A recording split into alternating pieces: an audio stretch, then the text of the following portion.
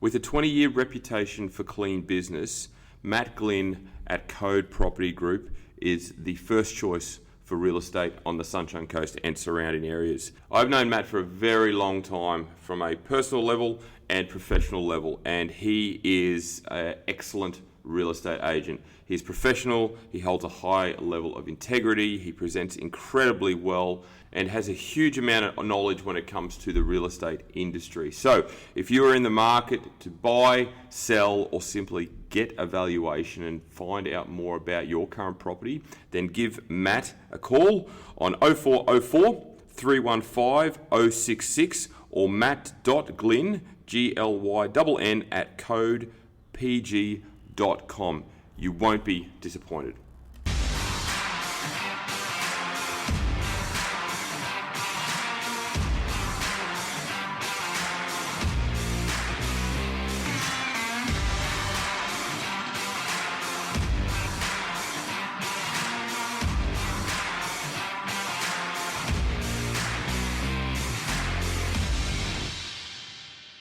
Hello and welcome to another edition of the Paul's Body Engineering Podcast. We are on the other side of Easter, and I thought it was a great opportunity to not only chat about nutrition, but also traveling and nutrition, because this seems to be a big hurdle for many people.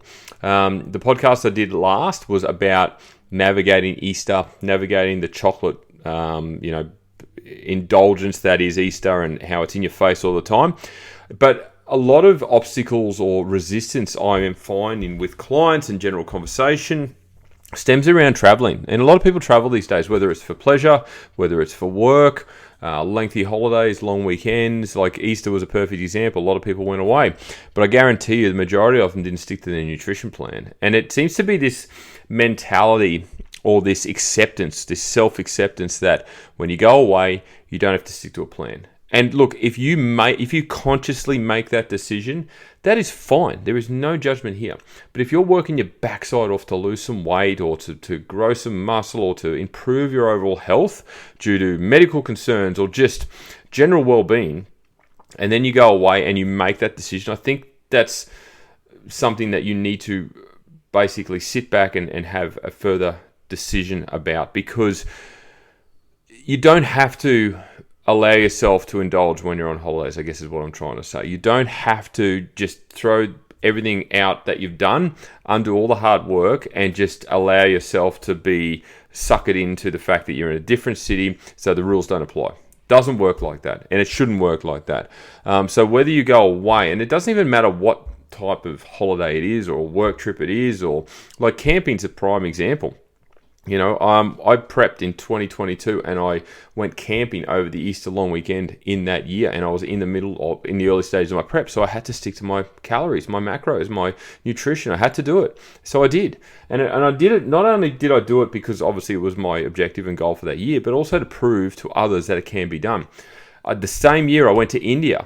And 3 weeks I was in India in 2022, and man, that was challenging. But if I can diet and track my food while I'm in India, anyone can do it anywhere. So the excuse of just going away, or often I'll get a message saying, "Oh, I'm going away this weekend, so I won't be tracking for the first few days," is complete and utter bullshit if you ask me.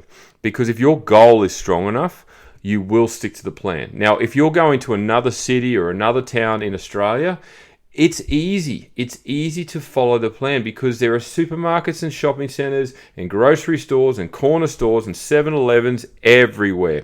You can get the basics. You can stick to your plan.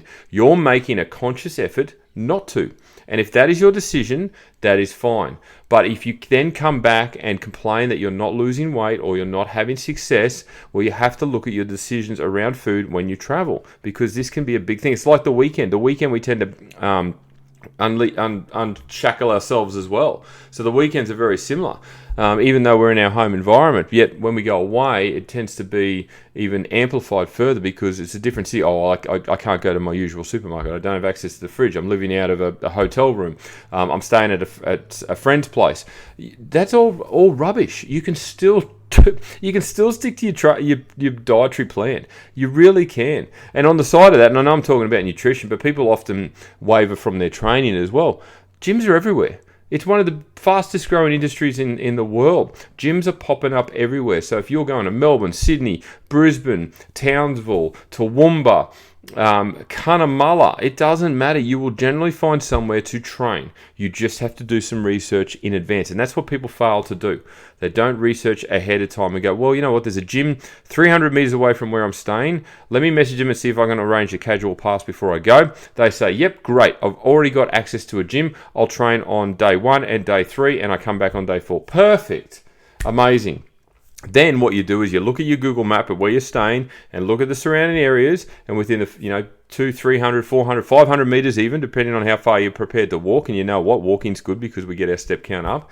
Look for grocery stores, look for Coles, look for Woolworths, look for Aldi, look for a Food Works or a corner store, an IGA, an independent, doesn't matter. If you can get groceries, chances are you're going to be able to make up your nutrition in some way, shape or form. Is it going to be perfect? Maybe, maybe not. Doesn't matter. At least you're making the effort. By just writing it off with the preconceived notion and setting yourself up going, yeah, I'm just going to enjoy myself. That's fine. Again, I go back to my original point. That is fine. If you don't have a problem with that and you're prepared to then come back and obviously have to work off those calories, the additional weight, and potentially be behind the eight ball by a week or two, then that's fine. If that's your objective and if that's your prerogative, that is fine.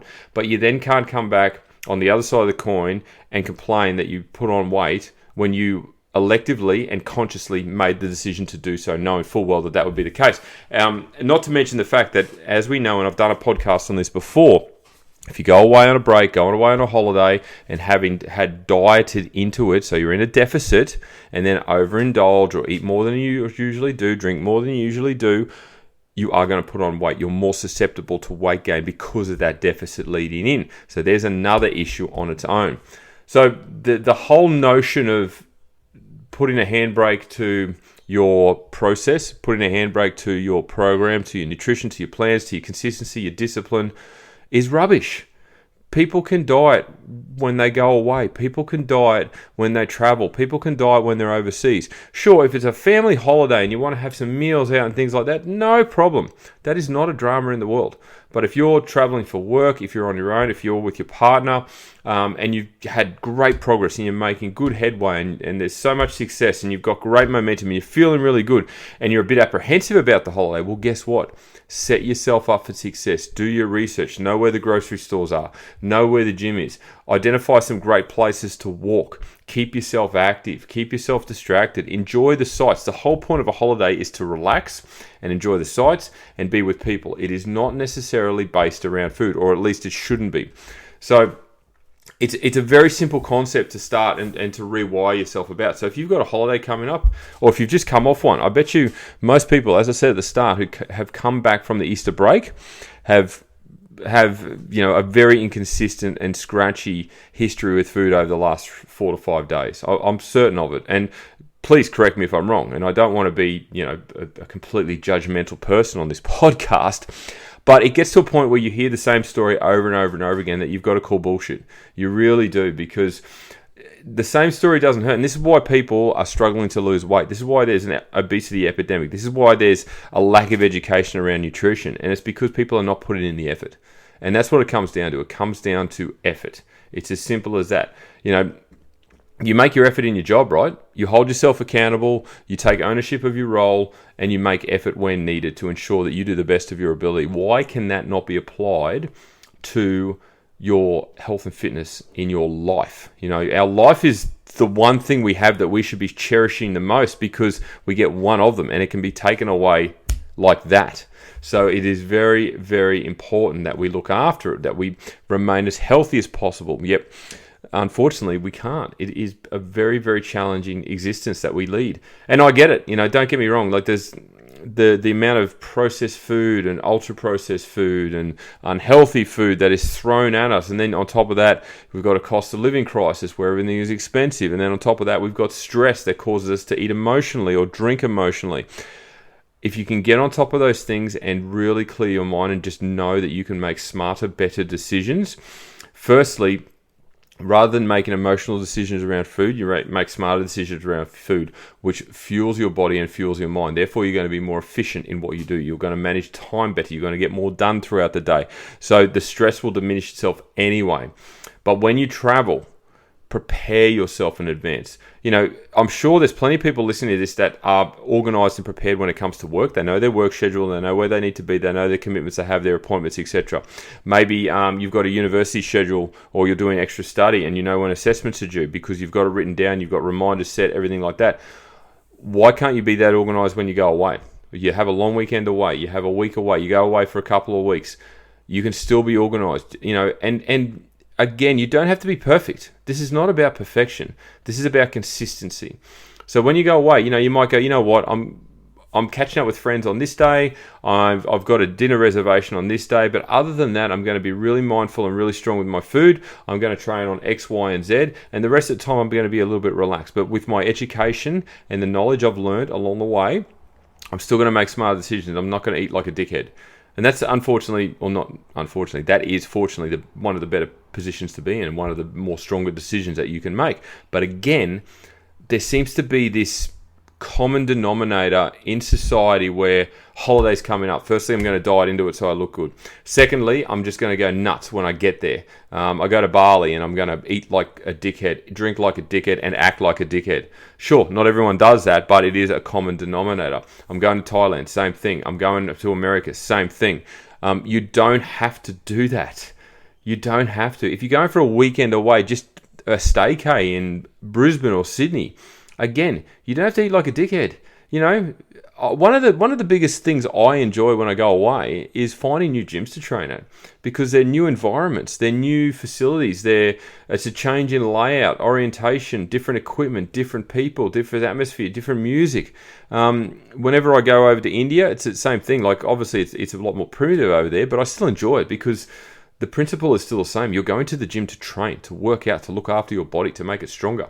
So it is exciting when I get to go to new gyms. So why not research some cool training facilities wherever you're going and try and visit them while you're there? Food is exactly the same. While your objective is to, be mindful, be strong, be consistent, hit your macros, hit your calories, etc., you could try a few different things, particularly if you're forced to do so. When I went to America late last year, the food... There was such a significant change in food. Like obviously branding was one thing. We're so used to the brands over here. Over there, it's completely different. So firstly, you had to sort through that and understand what was what. And secondly, then you had to identify what food suited your diet. Rice cakes are different. Chicken is different. They just... The way they do things and process things is completely different. The shopping center itself is different. Even the checkout was different. So those sorts of things can be intimidating. But if you're prepared to do some research before you go, talk to people who have been. Plenty of people do this. Like athletes do this. Bodybuilders do this.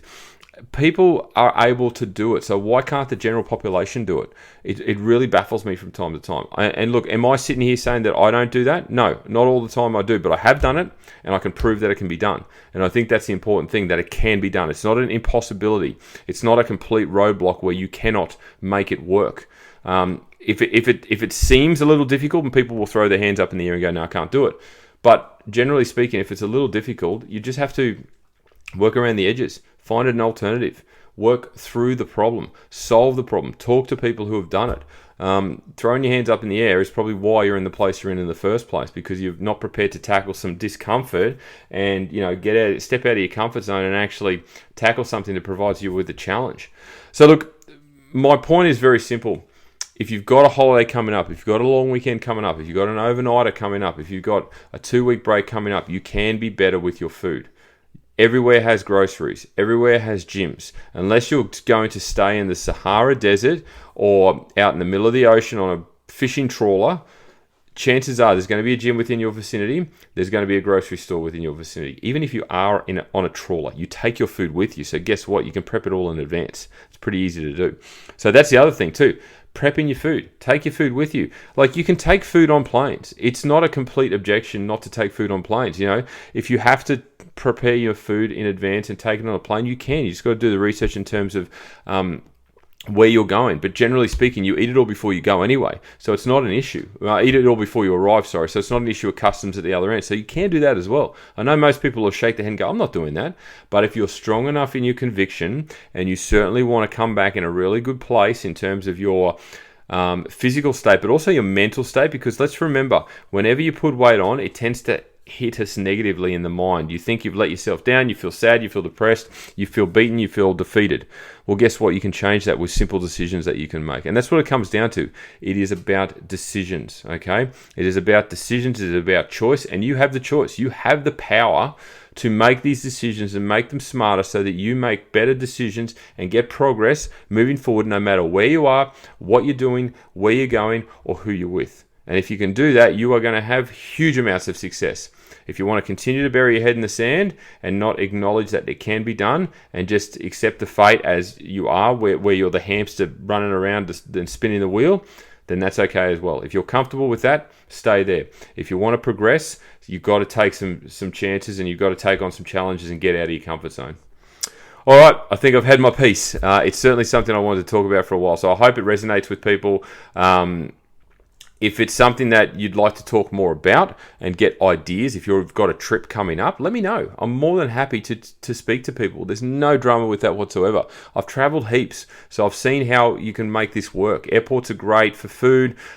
Planes are pretty accessible, and most countries are more than accessible when it comes to sourcing nutrition. It can be done, so don't be afraid of making those commitments to yourself, which is only going to better the future you. If you've enjoyed this podcast, please screenshot and share it across your stories. Please tag myself at Paul's Body Engineering.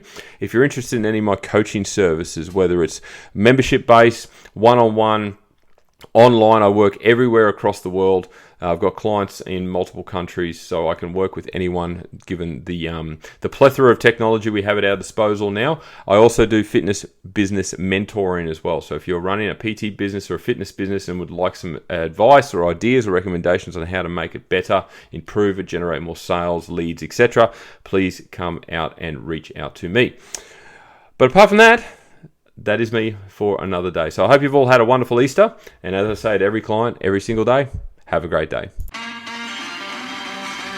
Experience the difference with Matt Glynn at Code Property Group. With a 20-year reputation of a clean business, Matt is your guy when it comes to all things real estate. Make sure you give him a call now on 0404 315 066.